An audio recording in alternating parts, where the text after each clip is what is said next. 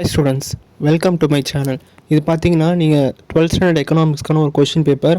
So இந்த question பேப்பரில் நான் எல்லா ட்ரிக்ஸுமே டிப்ஸுமே சொல்கிறேன்.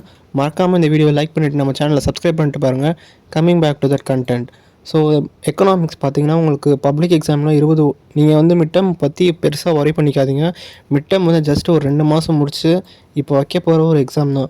ஸோ மிட்டம் நீங்கள் படிக்காட்டி கூட பரவாயில்ல, ரொம்ப வரி பண்ணாதீங்க. எக்கனாமிக்ஸ் பொறுத்தளவுக்கு 21 மார்க்ஸ் வரும். அந்த 21 மார்க்ஸில் வந்து எனக்கு தெரிஞ்ச ஒரு 16 தான் புக் பேக் வரும். அதை தாண்டி வந்து 2 மார்க்ஸ்லாம் பெருசாக இம்பார்ட்டண்ட் அப்படின்னு எதுவும் சொல்கிற மாதிரி இல்லை.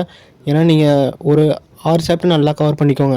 அப்படி கவர் பண்ணும்போது உங்களுக்கு ஓரளவுக்கு செக்யூராக இருக்கும். நான் சொல்கிற ஒரு 70 எடுக்கணும் அப்படின்றவங்களுக்கு நீங்கள் வந்து ஒரு 95 சென்டம்லாம் எடுக்கணும்னா நீங்கள் வந்து ஃபுல்லாக தான் படித்தாகணும். ஏன்னா கம்பல்சரிலாம் கஷ்டமாக தான் வரும். நான் இப்போவே சொல்லிட்டேன், அதுக்கும் நான் தனியாக வீடியோ போடுறேன். ஸோ 5 மார்க் வந்து நீங்கள் ஒரு லெசன் கண்டிப்பாக ஒன்று வந்துடும், அது வந்து அஷ்யூரு. அதே மாதிரி சில லெசனில் வந்து ஒரு 2 லெசனில் வந்து 2 5 மார்க் வரும். அதெல்லாம் எப்படி படிக்கணும் அப்படின்றத நான் இதுக்கப்புறம் வேறு வீடியோவில் சொல்கிறேன். மறக்காமல் இந்த டிப்ஸ்லாம் நான் சொன்னதெல்லாம் ஃபாலோ பண்ணுங்கள்.